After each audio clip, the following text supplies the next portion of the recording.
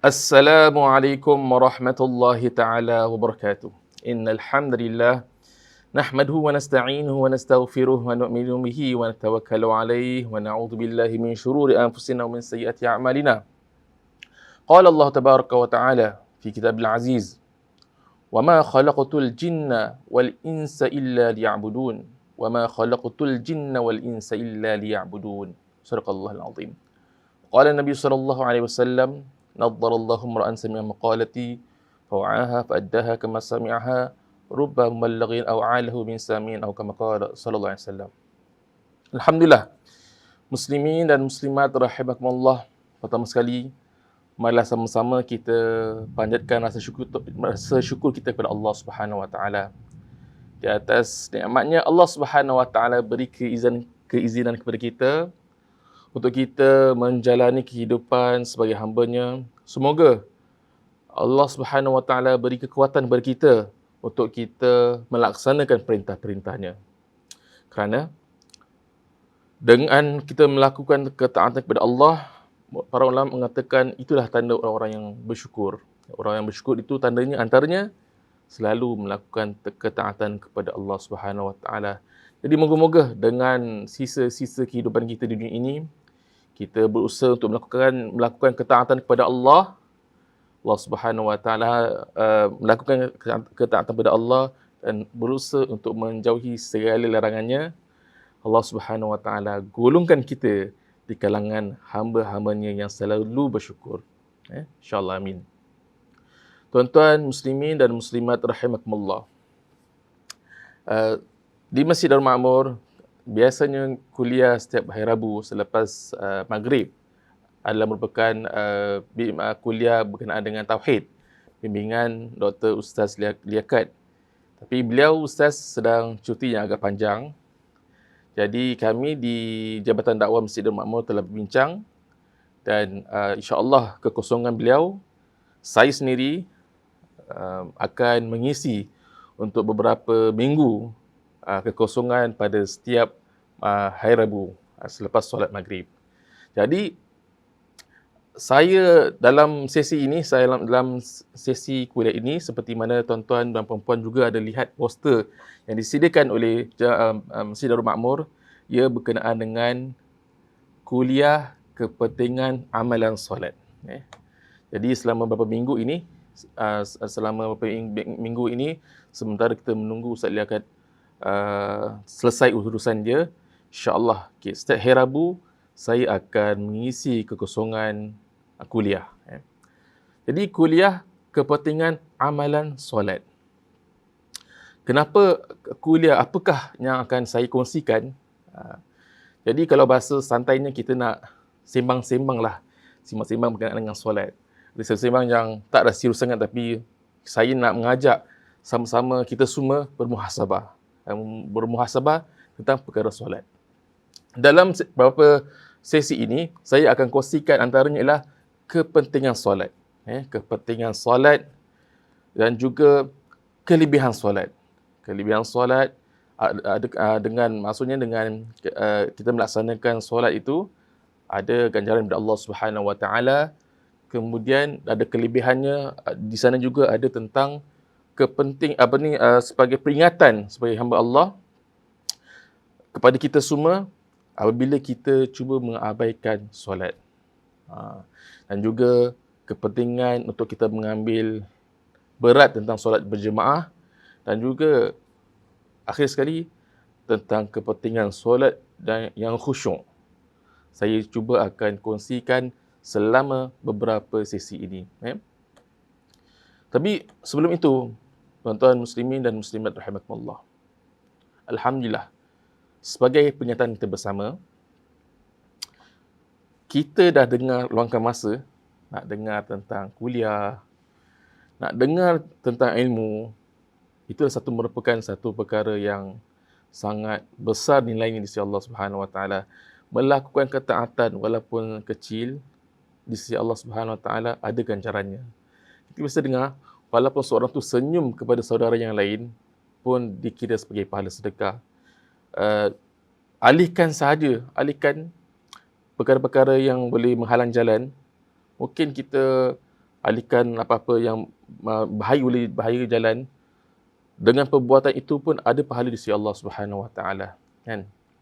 Jadi apatah lagi kalau kita luangkan masa yang lama, mungkin lebih pada 10 minit, setengah jam, 1 jam kita dengar kuliah. Pasti di sana memang ada pahala daripada Allah Subhanahu Wa Taala. Setiap amalan ini yang perlu kita muhasabah, ada ganjaran daripada Allah Subhanahu Wa Taala. Dalam masa yang sama, setiap amalan itu ada pula perkara yang boleh amalan kita menjadi sia-sia ataupun tercicir pahalanya. Bagaimana tu?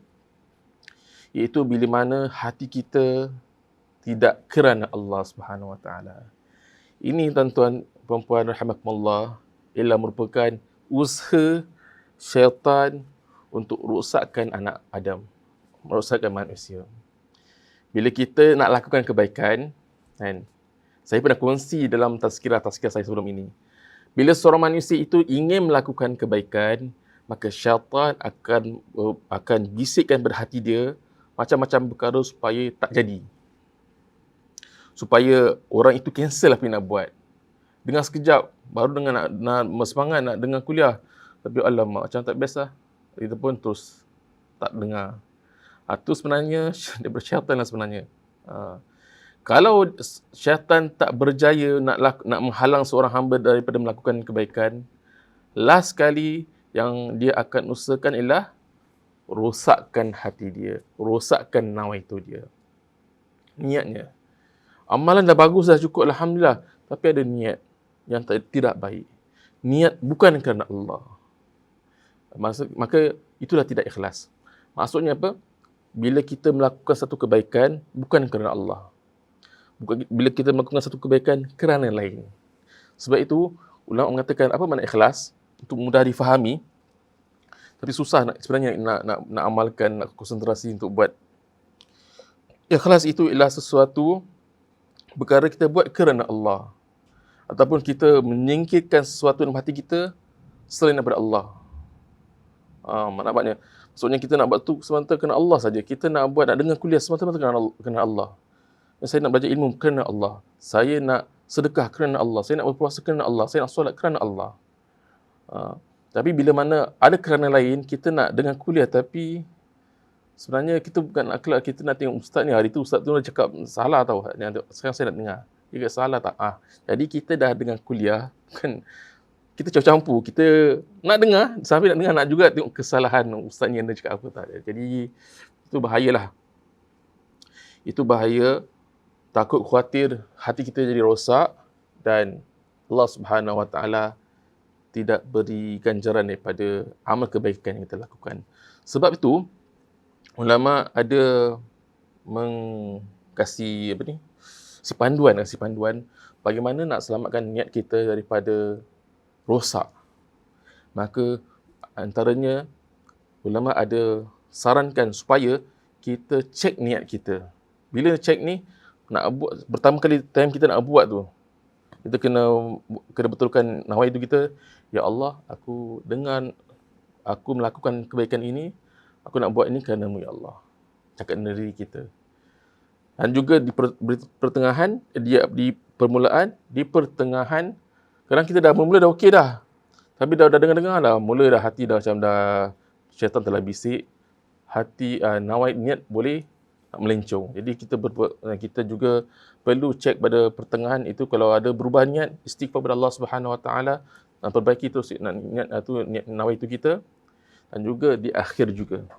Di akhir kita juga betulkan niat, kita banyakkan istighfar kita dan nawaitu kita buat ni semata-mata untuk mendapatkan ganjaran daripada Allah Subhanahu Wa Taala. Juga kita nak dengar kuliah, mana-mana kuliah saja, bukan di Masjid Darul Makmur, di mana-mana saja kalau kita luangkan masa nak dengar, hendaklah kita perbetulkan nawaitu kita semata-mata kerana Allah Subhanahu Wa Taala.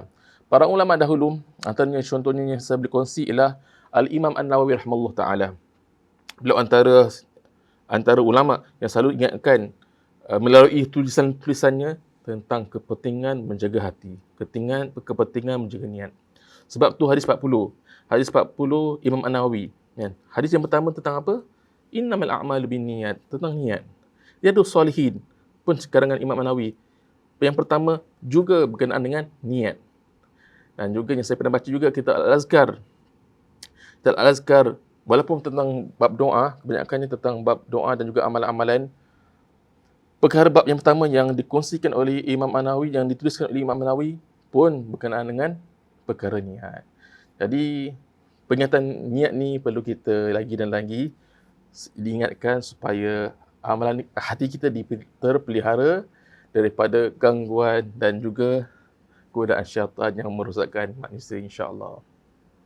Muslimin dan muslimat rahimakumullah. Baik, berkenaan tajuk yang saya ingin kongsikan ataupun topik yang saya akan bawakan sepanjang beberapa sesi ini ialah berkenaan dengan solat. Jadi kenapa solat? Mungkin ada soalan kan, kenapa kita kena solat? Mungkin saya yakin di antara kita mungkin anaknya, mungkin cucunya, anak saudaranya, siapa sajalah kan pernah tanya kita, kenapa kita perlu solat? Kita tak cukup ke kita dah beriman kepada Allah Subhanahu Wa Taala kan? Kita dah beriman dengan Allah, kita yakin ada Allah yang Maha Esa, Allah Tuhan kita, Allah Maha Penyayang, Allah Maha Baik. Tapi kenapa kita hamba kena solat? Jadi biasanya jawapan yang kita berikan ialah kita orang Islam ataupun Allah suruh kan. Itu sebenarnya jawapan yang tepat lah. Jawapan yang tepat untuk memudahkan kefahaman anak-anak kan.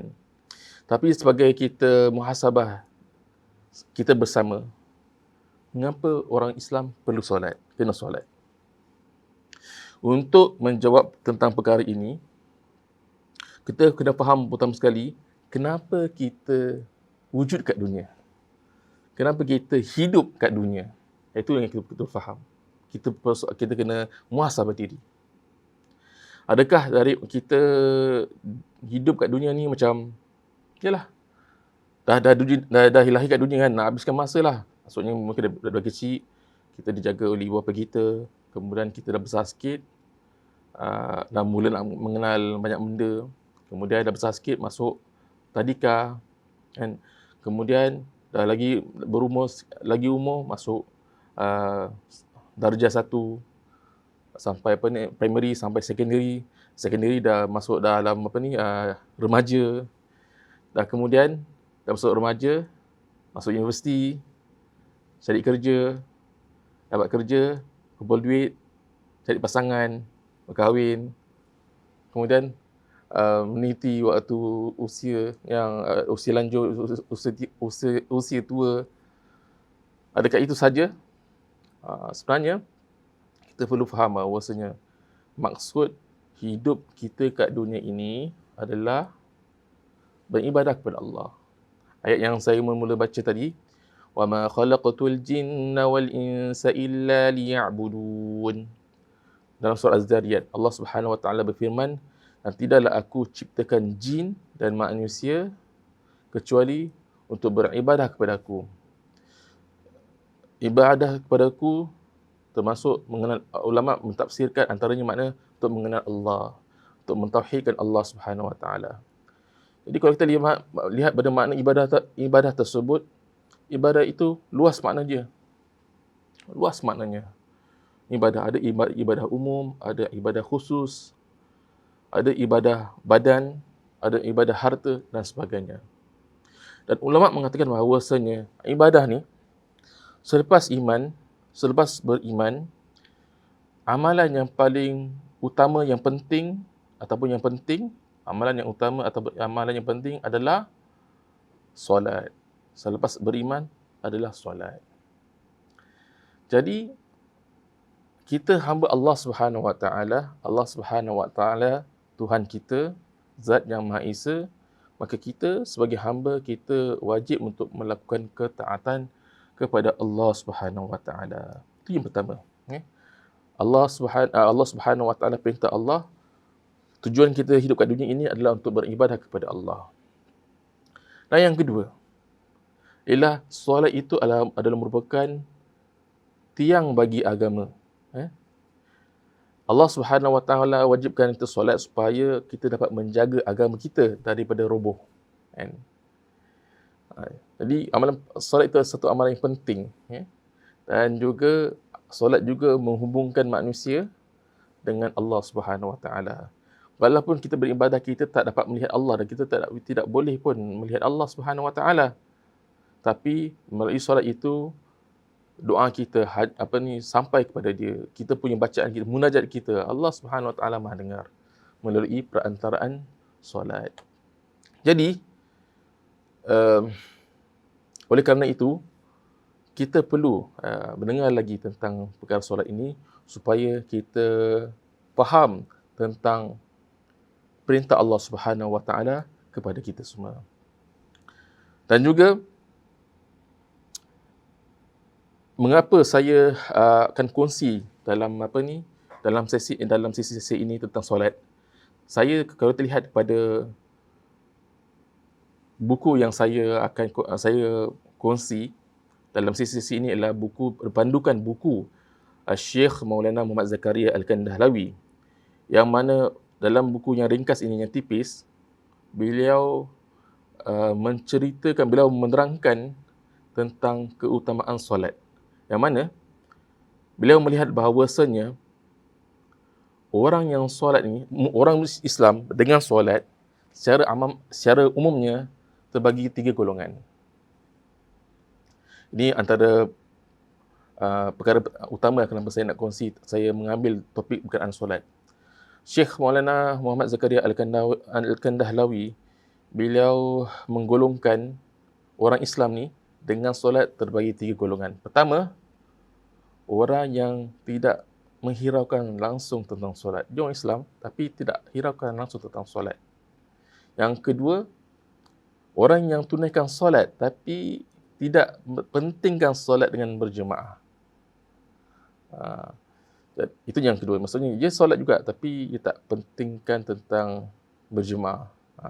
Itu yang kedua. Yang ketiga ialah orang yang tunaikan solat dan berjemaah tapi dia tidak mengambil begitu berat tentang perkara-perkara adab-adab solat, perkara-perkara sunat.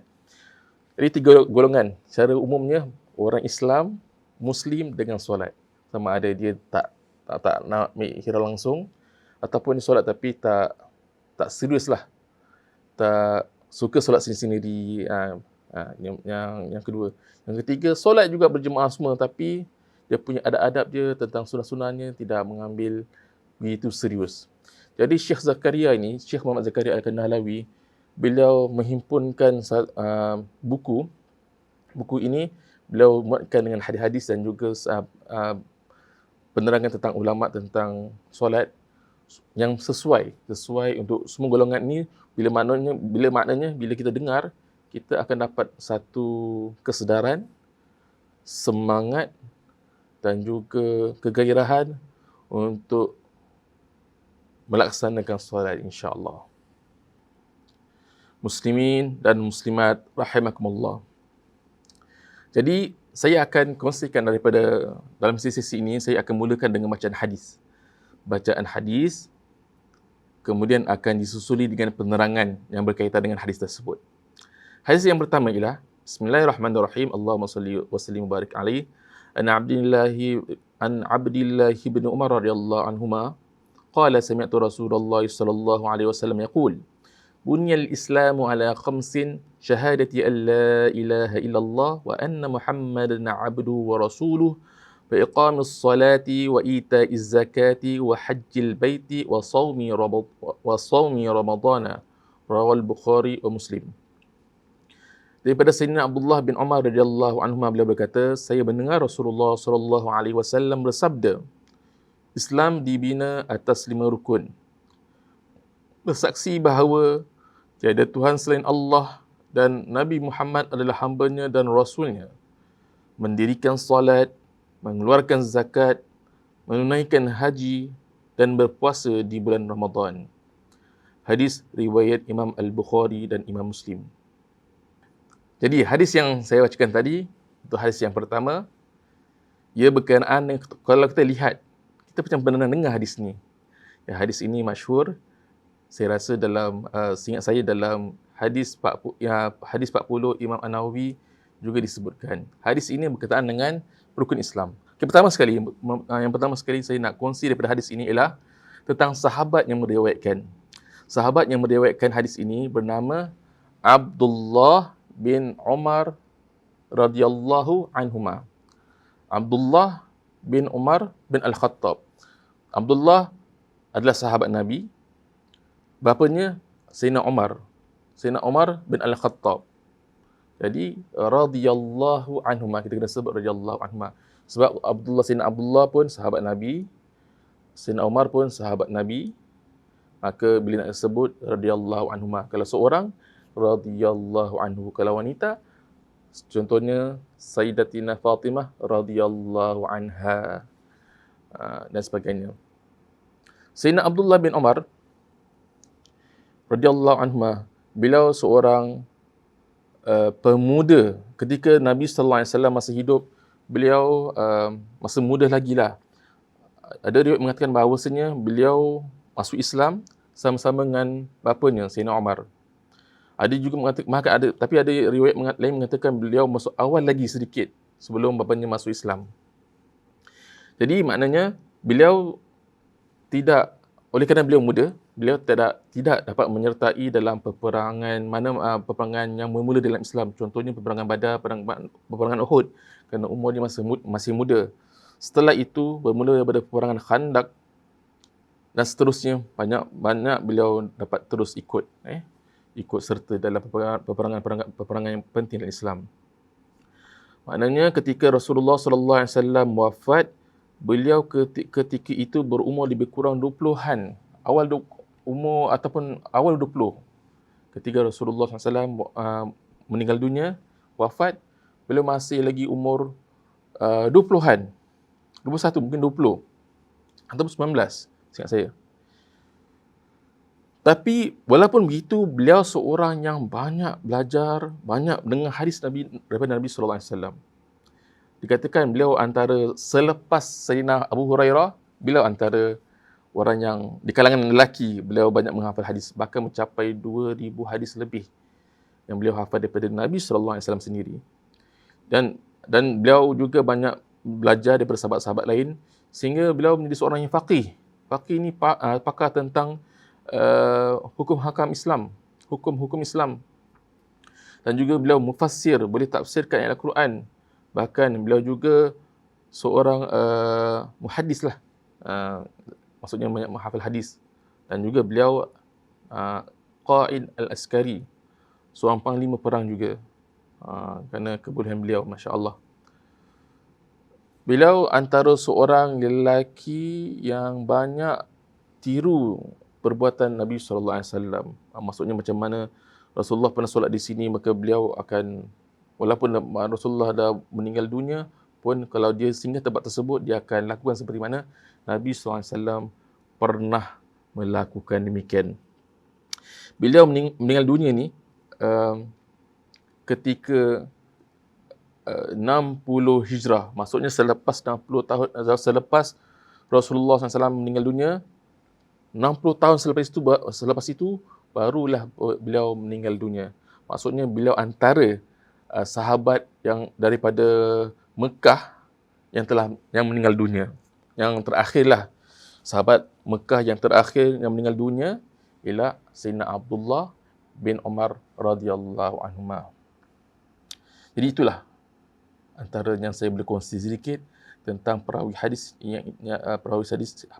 ini, iaitu Abdullah bin Umar. Sayyidina Umar ni, sebelum itu Sayyidina Umar ni ada beberapa anak lelaki, tapi apabila sebut dalam hadis Ibnu Umar, ia merujuk pada Abdullah bin Umar. Tuan-tuan muslimin dan muslimat rahimakumullah, dalam hadis yang kita bacakan tadi, pertama sekali disebut dengan Bunyal Islam. Maksudnya kalau terjemahan literalnya, Islam dibina di atas 5 perkara, 5 rukun. Binaan Islam tu diibaratkan sebagai penyelamat manusia yang mengeluarkannya dari daerah kekufuran kepada Allah Subhanahu Wa Taala, menjauhkannya dari neraka dan melayakkannya masuk ke dalam syurga Allah Subhanahu Wa Taala. Jadi itulah dia. Maksudnya binaan Islam itu, dengan binaan Islam menjadi sebab menyelamat manusia, menjauhkan daripada api neraka dan masukkan dalam syurga Allah Subhanahu Wa Taala. Struktur binaan yang kemas dan kukuh memerlukan asas ataupun paksi yang kuat. Jadi kita lihat kepada 5 rukun yang disebutkan tadi. Yang pertama sekali, syahadah. 5 rukun Islam: syahadah, solat, zakat, haji, puasa, ataupun terbalik. Yang penting ada 5 perkara lah, kan. Orang yang sempurna imannya wajib menerima sepenuhnya semua rukun Islam ini. Ada 5 perkara. Orang yang menolak semua ataupun salah satu, maka imannya boleh jadi rosak. Orang yang terima tapi masih malas nak lakukan dia. Contohnya, dia terima, dia tahulah rukun Islam tu 5 perkara. Tapi bab solat tu kadang dia macam kadang on off kan, kadang off. Ataupun puasa tak boleh full lah. Tapi dia yakin dia masih lagi menerima betul rukun Islam tu, tapi itulah dia macam diri dia masalah. Jadi ulama mengatakan bahawasanya dia terjerumus dalam fasik, maksudnya berdosa lah. Maksudnya kena cepat-cepat taubat kepada Allah Subhanahu Wa Taala. Kena usaha betul-betul untuk melaksanakan 5 rukun Islam ini. Tapi kalau seorang itu pura-pura menerima, tapi dalam hati dia tak terima, maka kita masuk di kalangan golongan munafik. Kalau kita lihat kepada penangan daripada rukun Islam itu sendiri, syahadah ni, yang pertama disebut syahadah. Syahadatu an la ilaha illallah wa anna Muhammadan abduhu rasuluh. Ataupun asyhadu an la ilaha illallah wa asyhadu anna Muhammadan rasulullah. Syahadah adalah syarat yang paling utama untuk semua amalan manusia itu diterima oleh Allah Subhanahu Wa Taala, mesti ada syahadah. Syahadah ada dua bahagian. Pertama, kita yakin bahawasanya tak ada ilah, tak ada Tuhan kecuali hanya Allah Subhanahu Wa Taala, dan juga kita yakin dan menerima Nabi Muhammad SAW itu adalah pesuruhnya, yakni membenarkan kenabian Rasulullah, Nabi Muhammad, dan menerima keseluruhannya risalah dan ajarannya. Itu pada komponen syahadah. Asyhadu an la ilaha illallah wa asyhadu anna Muhammad Rasulullah. Kemudian solat. Solat pula adalah amalan yang paling utama yang Allah Subhanahu Wa Taala berikan kepada Nabi Muhammad sallallahu alaihi wasallam, dan juga amalan yang pertama nanti dia akan ditanya kepada kita semua dari hari akhir nanti kelak. Sementara zakat pula ialah ibadah yang akan menyucikan diri seorang hamba dan menyuburkan serta membawa keberkatan kepada hartanya melalui dengan ibadah zakat. Sebenarnya haji pula, ibadah haji yang mabrur adalah sebaik-baik jihad. Dan tidak harus bagi orang yang mampu itu melewatkan pemergiannya. Kalau dia ada kemampuan, ada harta dan sebagainya, hendaklah dia cepat-cepat melaksanakannya. Kecuali kalau ada keadaan sekarang pandemik, kita tunggulah macam mana keadaannya kan. Kalau dah pulih nanti, kalau kita mampu cepat-cepat kita daftar dan sebagainya. Dan juga terakhir sekali ialah ibadah puasa. Syahwat yang akan dikengkang dengan ibadah puasa ini, muslimin dan muslimat rahimakumullah, syahwat kita akan dikengkang dan maksiat akan terhindar. Puasa yang sempurna itu akan membawa seorang itu darjat yang tinggi di sisi Allah Subhanahu Wa Taala. Bila mana seorang puasa, dengan kita lihat pada adab-adabnya, boleh capai dia punya ketinggian darjatnya di sisi Allah Subhanahu Wa Taala. Itu antara ringkasnya tentang perkara-perkara berkaitan dengan rukun Islam. Muslimin dan muslimat rahimakumullah.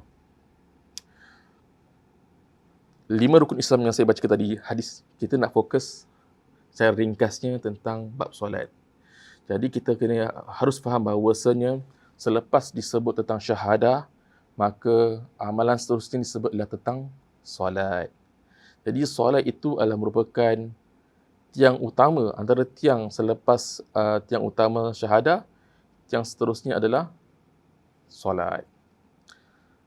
Sebagai seorang Muslim, kata Syekh Maulana Muhammad Zakaria Al-Kandahlawi, beliau mengatakan bahawasanya Sebagai Muslim, kita harus perhatikan kelima-lima rukun tersebut. Namun, demikian, hal yang terpenting sekali selepas iman adalah solat.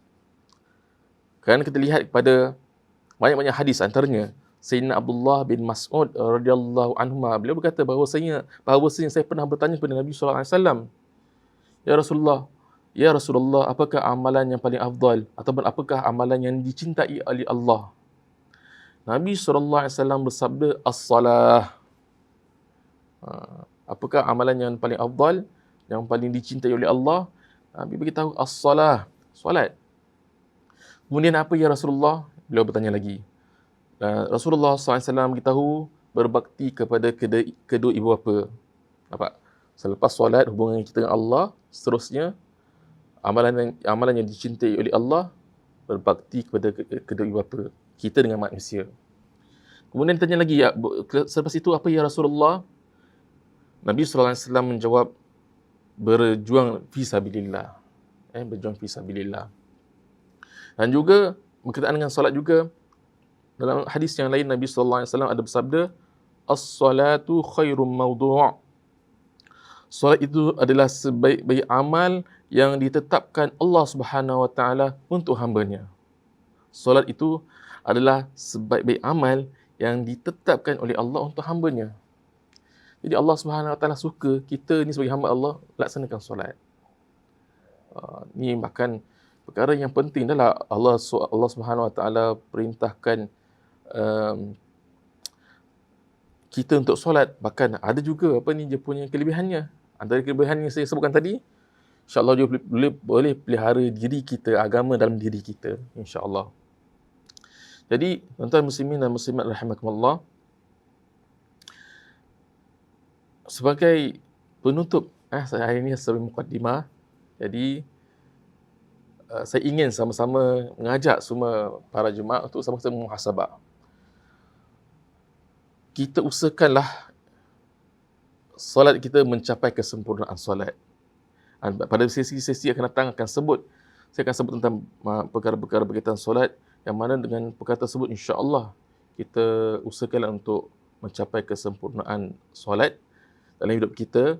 Dan juga kita kena ingatkan diri sendiri, selalu cakap muhasabah diri sendiri, dan ingatkan juga kepada keluarga dan anak-anak, teman-teman kawan-kawan lain tentang pentingnya bab solat. Solat itu adalah tiang agama. Solat itu tanda kita ni hamba Allah. Solat itu menghubungkan kita dengan Allah Subhanahu Wa Taala. Kita kena usahakan oleh Allah, kita kena usahakanlah untuk kita dalam kehidupan kita ni untuk jaga solat. Nabi Ibrahim pun berdoa kepada Allah Subhanahu Wa Taala. Apa doanya? Rabbij'alni muqimas salat wa min dzurriyyati. Ya Allah, jadikanlah aku ni muqimas salat, orang yang mendirikan solat. Maksudnya mendirikan solat ini termasuk menjaganya dan melaksanakan dengan sebaik-baik mungkin. Nabi Ibrahim tu. Apatah lagi, maka hendaklah kita usahakanlah untuk kita buat yang terbaik dan doa kepada Allah Subhanahu Wa Taala supaya Allah Subhanahu Wa Taala beri kepada kita kekuatan untuk menjaga perintahnya. Dan kita hendaklah jadikan perkara ini, solat ini, agenda setiap hari dalam kehidupan kita. Iaitu rutin kita mesti kena solat. Nak ke mana? Solat macam mana? Kita ada plan tak ni? Kalau contohnya kalau kita boleh pergi ke luar negara, kita dah kena set ni mana nak stop sekejap untuk solat, macam nak solat dan sebagainya. Saya ada terbaca dalam media sosial orang kongsi. Saya rasa itu baguslah untuk kita ingat bersama. Dia kata solat bukannya part time. Solat bukannya part time. Solat bukannya no time ataupun sometime ataupun next time.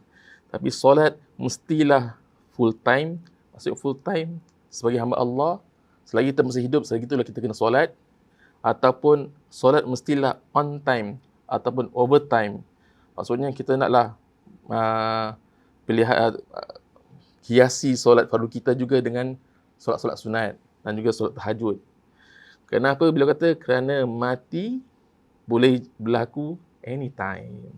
Jadi muslimin dan muslimat rahimakumullah, semoga perkongsian kita pada hari ini dapat sama-sama kita mengambil manfaat untuk kita amalkan, dan semoga kita dapat sampaikan kepada rakan-rakan kita yang lain, insya-Allah. Sekian, wassalamualaikum warahmatullahi wabarakatuh.